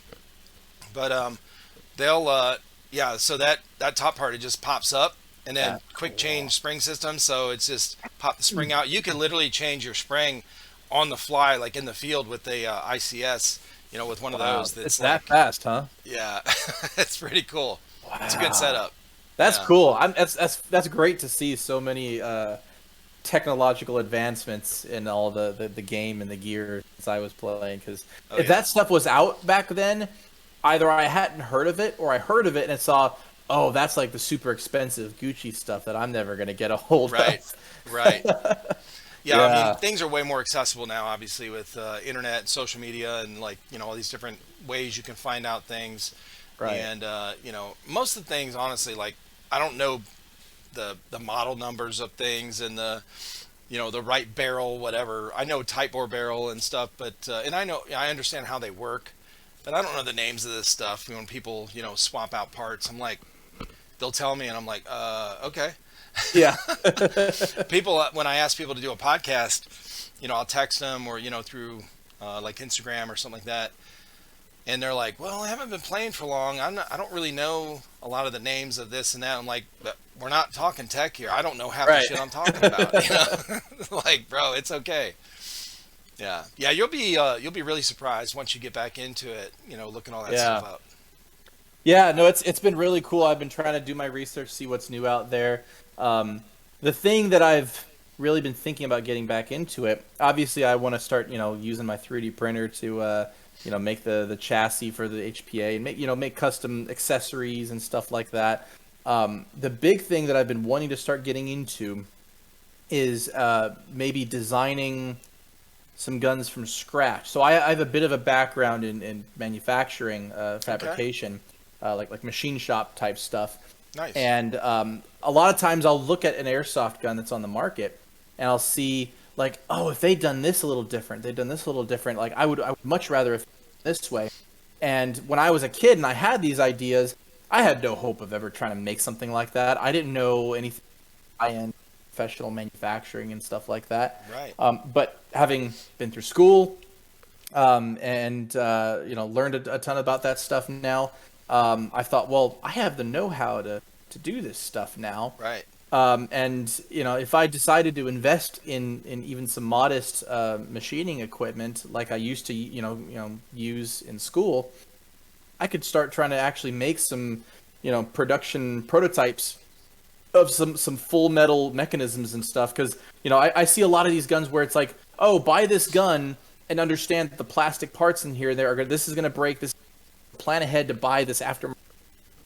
And I think, well, gosh, why can't I just have a gun that comes out of the box that's got all that stuff in there? Yeah. So I don't have to. It's gonna last me a year or something. Yeah, so I don't have to plan ahead to upgrade it, because I'm like, while the AAPO1 is cool and all, I start seeing like, oh, get this this metal hammer group and stuff, and oh, go and plan ahead that eventually you're gonna what was it? I think the nozzle or something like that. And I saw a few things about that, and I started thinking like, man, I want to just have a gun that's just, even if it's a little more expensive, be able to just have a product that when I buy it, I'm never going to have to upgrade it again. Which, come to think of it, as I've been learning about all the new names in Airsoft, it seems that was kind of the idea behind some of the Novrich guns, which apparently he's a very polarizing guy in Airsoft. I don't want to go down that rabbit hole unnecessarily. Yeah, I don't understand that. I've always liked his channel and his stuff. I don't know, but yeah, that was perplexing. But in any case, I thought I had the same idea. I was like, I want to, how cool would it be to make an Airsoft gun that's marketed as no upgrades necessary. This thing will be indestructible and super high performance. So I thought about doing that, of seeing if I could start designing something novel, a different mechanism or something for like a gas blowback. That's maybe all metal, or for durability and power, or just design some guns that are maybe on the more expensive end, but they're reliable and they do something unique that you just don't see anymore. So one of the things I was always super fond of when I was growing up playing Airsoft, and they seem non-existent now, is a lot of the Marushin guns that were like these semi-auto shell ejecting ones. Oh yeah, shotguns. Shell ejecting shotguns is something that I thought was super cool. I'm sure most people would say they're not practical, because like you're saying, oh, these shells cost like $5 a piece. I just lost one in the woods. And I thought to myself, maybe I would be the only person who would actually enjoy using it. I told Robert about this. Robert looked at me like I was a crazy person. I said, I want to make a viable, actually high performance shell ejecting semi-auto shotgun. I've only seen one that I could find on the internet in existence. It was Marushin that made it, and it was even M or something like that. Okay. Super, super weak. It looked like it was, a lot of plastic internals. The shells were expensive. Right. The FPS was pitiful. It just kind of, it was built like actual shotgun shells, where you would, put the BBs in the shell. Right. The gas was held in the stock, and you'd have like a paper wadding on the front, and it would just kind of lob the BBs out the barrel. It with not a lot of power, but it did eject the shells, and you loaded them just like a shotgun. And it was a semi-auto or a pump? Semi-auto. Oh shit. Yeah. I want to say it was a Marushin M1100 or M1180. Some number like that. Yeah, I've never seen one. Yeah, the only videos I can find on it are super old. I think they're like Red Wolf Soft is one of the only YouTube channels I saw that was doing a review on it from 7 years ago, 10 years ago, something like that.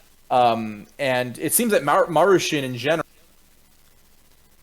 site's been down for years or that. That was their thing. Is that apparently is that most of their guns were the cool blowback shell ejecting replicas. And I thought, well, I want to make a shell ejecting shotgun, something that actually shoots like a dozen BBs out, as opposed to these like tri-shot shotguns that I've seen where it's like, it doesn't do it for me. The closest thing I've seen where that actually has some half decent performance was I couldn't tell you the name of the brand, but I know Novrich did a couple of videos showcasing this one where I can't remember. I've seen some where the shells themselves, you charge them up with gas, and I've seen others. I think this was the one where you charge up either the pistol grip or the stock. It was a pump action, but it actually shot like 9 or 12 BBs or something like that. It had a paper wad, But again, the same problem it suffered from was that the shells cost several dollars a piece. Right. And when you're ejecting shells that cost more than real double-aught buck, it just doesn't make sense. Exactly. Even by today, even with today's ammo price, shotgun shells cost twice as much as what I can get high quality, full power double-aught buck for. Yeah, exactly. So I started thinking, well, how could I make something that could still give you the fun factor of shell ejecting, right? Without you feeling nervous about losing, because that ruins your playing. Yeah. I thought, man, well, 3D printing is really cheap nowadays. It can, for short-term stuff, not like when you're not having really high production, it can be way cheaper than having injection molded parts. So I thought, I had this idea, thought, how cool would it be if I could design a gas-powered, maybe even HPA, built into the stock or something, shotgun, whether it be pump or semi-auto, where it's marketed as having an open source design for the shells, a type of shell that can be 3D printed easily, doesn't take a whole lot of filament, and it works to hold the BBs in, and can be made all plastic, so that when that whatever nozzle put the gas in and shoot stuff out, or maybe even that nozzle system is really tight tolerances on the shell, something like that, where the shell literally just holds BBs and doesn't have to have any metal gas fittings in it. Yeah. Where the shells could actually be really cheap, and maybe the plastic shells that could be reused if you do pick them up. Maybe you put I've seen some people put these net kind of hang over the side of the ejection port shell catchers for stuff like that. Oh, right. But if you do that, or you pick up your shells, they can be reused. But if you do lose them, you just 3D print a new one for 15 cents of plastic. And I thought, well, that would make it a lot more of an enjoyable experience to have that cool factor of a shell ejecting airsoft gun. It would certainly make it more good for me, because I don't want $1 shotgun shells that I have to order off of Evike or whatever. So that was an idea that I had. And again, Robert looked at me like, you're a crazy person. You're the only person on the field that would buy that. But I thought, man, if I could make it good enough, maybe some people that do like that kind of cool factor were like, it's not practical, but I want fun with it out in the field. I thought if I could, while I start getting back into airsoft, meeting people out in the field, if I can gauge the interest in that sort of gun, like, hey, if this were available to buy, would you even, would you have fun playing with something like that? Would you ever buying it? And I don't know. I've had the thought, if there's enough interest, and I think, maybe I could actually design a gun that people would want to buy. Yeah, I'll go ahead and finally make the the justification to go buy myself that milling machine, that lathe, that plasma cutter, like I used to use in school and stuff, and start making these kind of prototypes and stuff, making own custom gas systems and stuff. I could see somebody using that for like a specialty class. On a mil sim, a special event or something. Like Ballahack Airsoft. Swamp Sniper has those special zombie events every year. Different kind of, and a lot of fields are starting to do that. More of that, where they're doing these special events. That are kind of themed or whatever for something, and they'll have special classes of player types or whatever. And I've seen guys roll with shotguns. Yeah. Even in mil sims, they're like a support player that runs up and does the close stuff, or they'll guard they'll be standing there guarding as your team's or your fire team, whatever, is taking over one of those checkpoints or whatever. Right. And something like that I could see, because I was thinking about that too when I first learned about the shell ejecting ones. I thought, well, why don't they just put a little bag, a catch bag on the side that just catches it, like the P90. When the real steel P90 first came out, they marketed it as the the stealth kind of accurate short weapon for special forces, or for CQB stuff, where it could be very silent with that suppressor on, and you wouldn't have the shells hitting the floor making noise, so because it had that catch bag. But then I thought, well, what's the point of having a shell ejecting shotgun if you don't see the shell eject? Right. Yeah, it takes all the fun out of it. It's for visual effect, Yeah. Or visual simulation, I guess. It's like, and you see it fly out. Like, that's a cool moment, Yeah. So yeah, there could be something like that with the especially now that they're starting to, a lot of these fields are starting to do a lot more special events to kind of cater to a bigger crowd, which I think is super cool. I think it's awesome. Yeah. And now we were talking, earlier about like the cosplay, a lot of people are into cosplay and stuff. And I think a lot of people would like to have that mix of, they'll go to their couple mil sims, really big events every year that they have, 300-400 people. And it's full like military simulation, like, Right. almost 100%, simulation kind of like, and then, but have a couple events throughout the year that they go to that they dress up like with different armor, with, like the Halo stuff you were talking about. Yeah. Or a specialty class with that shotgun that ejects shells, or a sniper that ejects, shells. It'd be kind of cool, man, especially now that so many people are videoing their gameplay stuff. Oh, yeah. It'd be really cool on video, for sure. Oh, yeah, it would. And I know, from all the videos I've been seeing with stuff people are using out nowadays, I know people spend the money on consumables for Airsoft. The use of pyrotechnics nowadays is so much bigger than the fields I used to play at. I just, when I started getting into this community out here, I start looking like, what are these tagging rounds? And I look at my first video of it, and I'm like, whoa! Dude. They wouldn't have even let that on the field back when I played. Those things are sick. Oh man, I had one zip right by my head. In fact, that played just that whistling of the fuse burning, and it's like, oh, that feels real. That's cool. And I started looking. One of our videos. We did it on slow motion. We caught Chris shot the round right over the camera. Yeah. And with the external mic on it, and you can, in slow motion, you hear that whistling. It's a really cool sound. But have you seen the video where, speaking of that, where the guy gets a tag in stuck right here on his that was collar? So bad. It's between his helmet and his chest rig. Oh. And he's like, he sees it, and he's like, and it just goes off. It's an explosive round. And he just falls over. My understanding is it just gave it like it kind of like stunned him, almost like a stun grenade. Eventually, everything I heard was that he didn't really sustain any serious injury, but the concussion just kind of interrupted his nervous system for a second and made him just kind of fall over. When that video came out, I watched the original, and I saw the guy that was actually that had the GoPro that filmed it. It was his friend, and he posted all about it. When he posted the video, like, hey, he was, my friend was okay. He just kind of like, he got stunned like a stun grenade, but he's totally fine. His ear was ringing for, a couple days. I'm sure. I was like, when that thing first happened, I was like, oh, this dude's like knocked out, bro. Yeah. But yeah, he was fine. But they're very impressive. That's one of my favorite things that we've shot. In fact, one of our viewers, we don't have a tag-in launcher. One of our viewers that lives up north, I think in Boston, Mark Patello, he sent us that tag-in launcher that he has. I think that thing's like $600 by itself, and it's just it mounts under your on the bottom, and but it's high quality, bro. This thing is heavy steel, like machined aluminum, whatever it is, and it's got the spring. When you press the button, it kicks out to put the grenade in.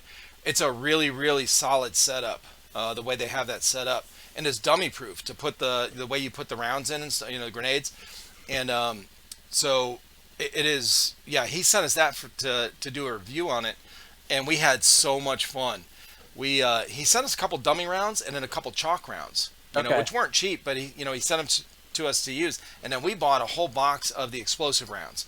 Right. And when we first shot this thing, I was like, there's no way this thing's going to be like, like what I've heard. Yeah.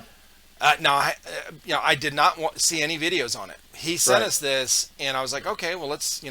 I was just planning the video, so I didn't look up anything. I didn't see any videos of the explosion, whatever.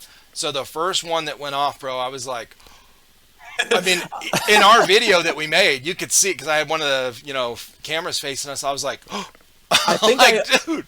I think I watched a couple of y'all's videos or a couple of clips where I saw the one where y'all were you were gonna try to catch it with a tarp and it just zipped right through it, and y'all were like, oh shoot.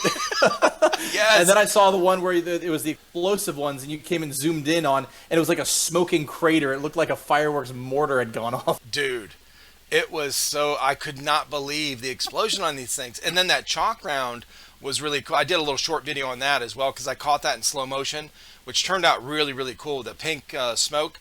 And that, yeah, that's probably one of the most impressive airsoft weapons I've, messed around with in the since we started our channel. Like it was awesome. Yeah. Yeah, that kind of stuff. Like, if it was around back in our day, if we had known about it, me and my friends would have all been clamoring, wanting it, and nobody, and I'm sure nobody would have let us touch that kind of thing back then. They would have been like, yeah, that's so unsafe. You guys are gonna, blow your eardrums out. You're gonna, blow somebody's hand off. But I think it's super cool that stuff's out there. But what that made me think was, well, gosh, people are really willing to spend a lot on consumable use items in airsoft now compared to back then. They were a little more sparing with it. And I thought, well, maybe there's a chance that maybe just, it hasn't been introduced the right way yet. If I come up with a really cool shell ejecting kind of gun for that has the visual appeal, especially now that, airsoft content creation is so much bigger now. Right. It was cool and big, back when I played, but it's really, really big now. Yep. I thought maybe there's a chance that people might want to get into it if the rounds are a little bit cheaper, especially now that a lot of kids have 3D printers, and if they like the idea that they print their own ammo when they lose it, it gets stepped on and crunched, or they lose it in the leaves. Like, whereas if they go to play in like indoor areas, pull out the pump shotgun or whatever to go clear a building, their shells are easy to see on the floor. They can go back at the end and pick them up, and that's when they use them. But they still know that if they lose a couple, they don't take a huge hit because they're not like $5 a piece. They're like 20 cents a piece, maybe. Yeah. So I don't know. That was an idea that I had. If they built it up over the year, or they bought them over the year, throughout the year. If they went to one big event and tried to, and did that, or a couple of big events throughout the year, because most airsofters don't go really expensive, every weekend. The mil sims, the tickets are usually $100-$150 or something like that. Right. And it's a full commitment. 3 days. Some of them are like full mil sim, so it's 24/7 for 3 days, or whatever they call it, but 36 hours straight, event. It's a huge commitment. But most people don't do that every, not even once a month. Right. But they'll go, 1 day events that are, kind of like the 1 day mil sim or whatever, and they're, they'll do that. But the big mil sims, man, where they do these, special events and stuff, I'm sure there's a market for it with all the things that are out now, what you're talking about with all these, all kind of stuff going on with airsoft that they're implementing all the time. Which is really cool. Yeah, it's so fun to see the new things coming out. Yeah, now I got a lot of these cool ideas. It'll be a long time to implement them all, but now that I've gotten into it, like I got bit by the bug again, played my first game, and now my creative brain is just, going out of control, thinking about all the different things I want to do over time with this stuff. Well, then my next question is, are you going to restart your channel, your YouTube channel that you started when you were 12? I've thought about it. Now, it'll be a new YouTube channel. It'll be my MurphSauce channel, because I actually lost access to Pyro Sniper Freak, because back when YouTube got bought out by Google and had to change everything over to be Google accounts, during that time I was just not messing with my channel at all. And the channel was there, and it was like a month ago I thought, let me see if I can go and gain control of that thing back. And they said, hey, if it was a pre-Google channel, as long as you could remember the password and you can link it to your Google account, it can be one of these like branded YouTube channels where you like have multiple channels hooked up to the same account. And I tried all the different password combinations from way back in the day. I couldn't remember them, and eventually it locked me out. So I think there's some, at the time I had deleted some videos off the channel, but a lot of the stuff is still up there from when I was a teenager. Yeah. But that I don't have access to it anymore. So that channel will just be living in the archives there. You can still see them there. It's in cyberspace forever. Yeah, it's there in cyberspace, but I won't be able to touch it anymore. So if I do start getting into content creation with Airsoft, it'll be under MurphSauce now. Pyro Sniper Freak is in the history books. Oh yeah, Hey, that's good, man. You know, start fresh. Yeah. So You you'll know that. laugh at this, and at some point I'm sure I can pull up the link and show it to you. The first video idea that I had for Airsoft, and I don't think I've seen anybody do this before, and it's by today's standards when I look back at it, it was so cringy and silly. What I thought was like, oh, what would be a really cool visually appealing Airsoft video? Because I just wanted to like show off the guns and stuff. And it's like, yeah, people like shoot at paper targets or they show the gun and talk gun. I thought, what would be, and my dad helped me, be creative with it and try to come up with something interesting. I'm like, what would be really cool? And I don't remember what the inspiration was, but what we ended up doing, I think, film was we got old soda cans because back when we were kids, we thought we did the whole thing of like cans and go and take them to the recycling center, get a little spending money. Yep. So we got some soda cans and we spray painted them and made these like little angry monster faces on them. And we filled the cans with fake blood and put them up on a pedestal and shot them up with the airsoft guns and filmed it. That was that's awesome. Yeah, we did 2 iterations of that. The what we called it, the mutilation of the monster can. This was not Monster Energy drink, but a physical can Right. with a monster face painted on it. And we thought it was hilarious. We thought it was great, the best thing since sliced bread. Yeah, I have to give credit to my dad. That's what he's been doing for a living longer than I've been alive. Okay. Audio video production. So so what I wanted to do was, I got the airsoft gun. I was YouTube was just becoming this big thing, and I was like, how cool it'd be to make videos. So if you want to do it, let me sit you down. I'm going to teach you how to use video editing software. So he went and taught me to use, it was Apple's Final Cut Pro from way back then. We had Apple computers. That was what we had in our house because my dad used them for work. Right. And it was using Final Cut Pro on an eMac, that Mac that looks like the nose of a space shuttle. Yeah. And so he taught me how to use the nonlinear editing software and how to do the text, and he helped me like you saw the shaking text in the beginning. He helped me manually animate that with keyframes. Oh my god. Yeah. Wow. That was before we had like all the plugins and Extra stuff. tools. Yeah, we manually edited that shaking pattern with keyframes and stuff. Yeah. He taught me how to cut it all. Taught me how to effectively do like the audio fading in and out. Sounded good, and so right out of the gate, I had a teacher. And since then, I've done a lot of video, other stuff, not for like that old YouTube channel. I've done a lot of other for projects and stuff. Yeah. But yeah, that was my very first YouTube video. Man, that is so cool. I am glad that even if I don't have control of the YouTube channel anymore, I at least can go back and look, because I'm sure the original files are long gone, because those were recorded on like a camera that actually recorded on tape, believe it or not. Oh my gosh.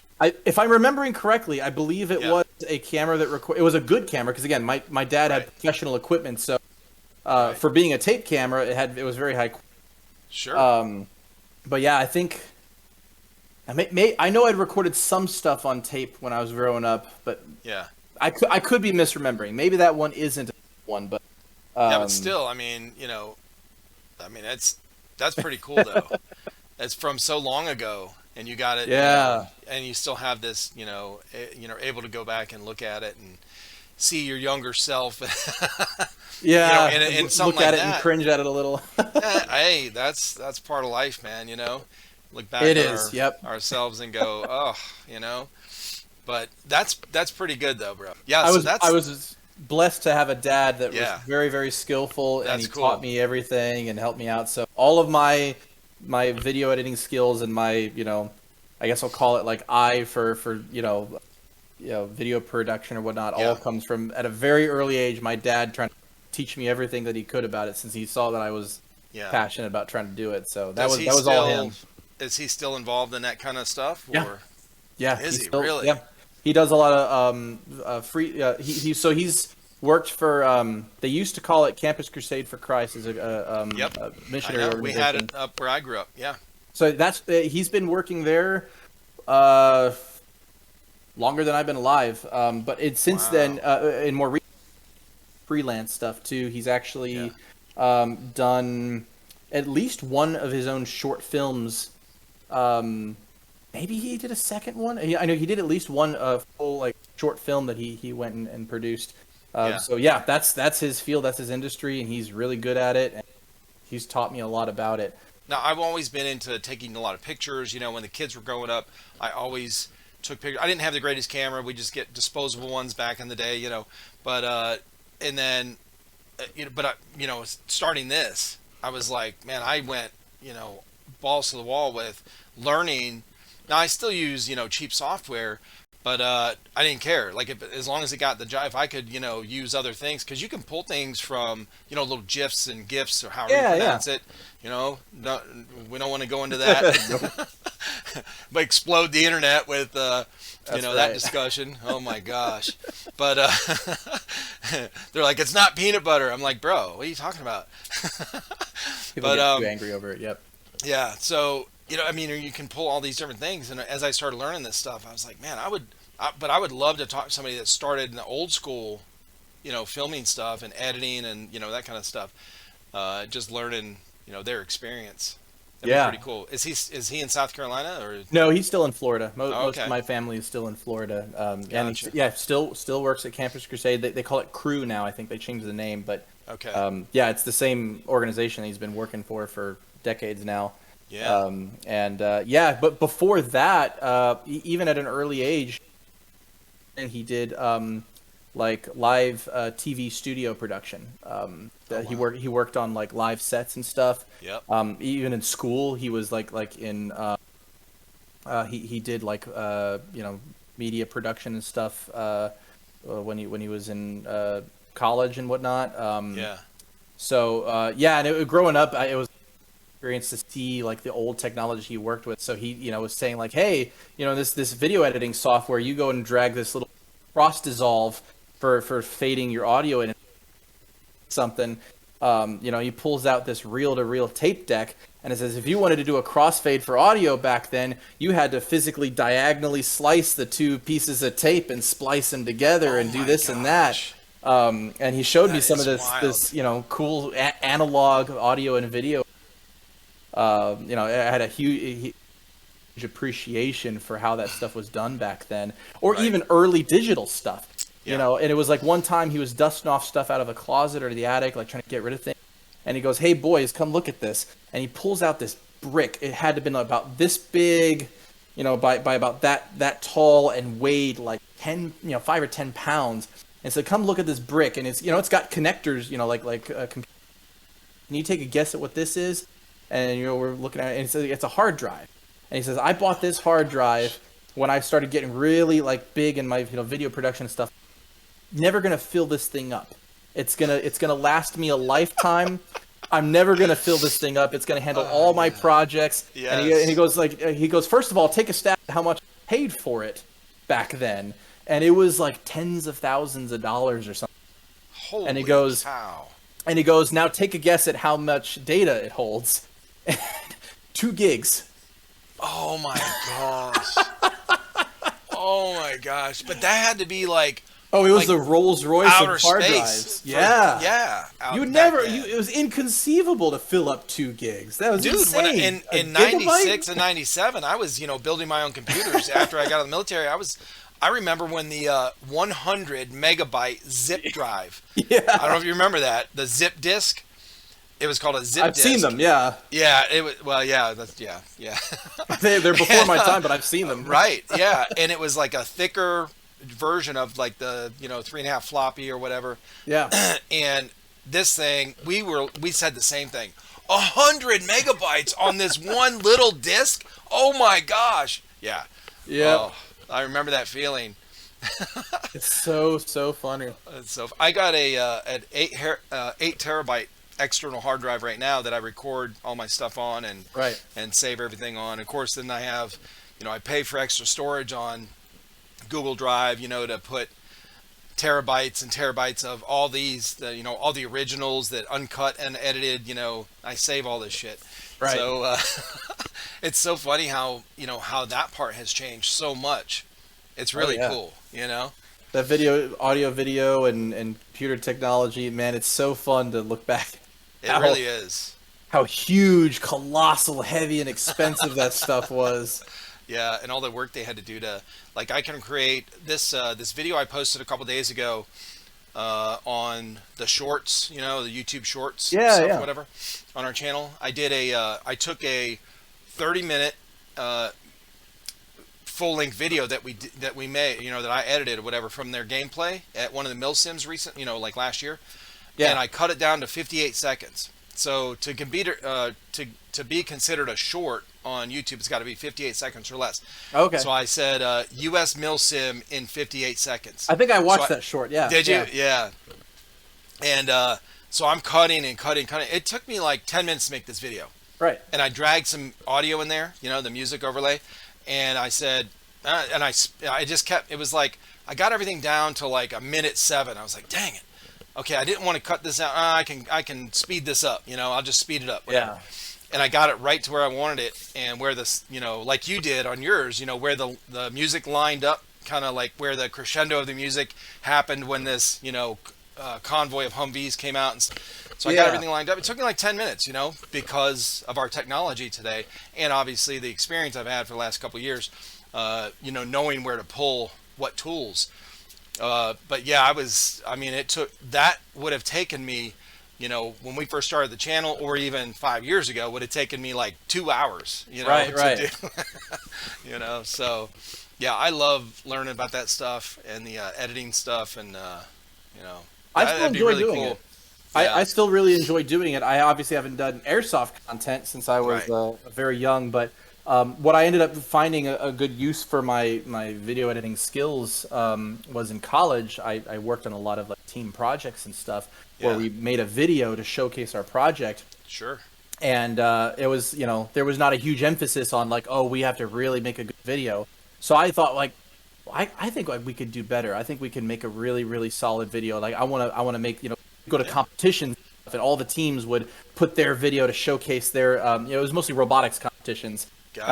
I was like, I want to go put some effort in and see if, like, you know, plan ahead. So I would, you know, make sure we got some cameras and GoPros and stuff for the lab that Right. we worked in.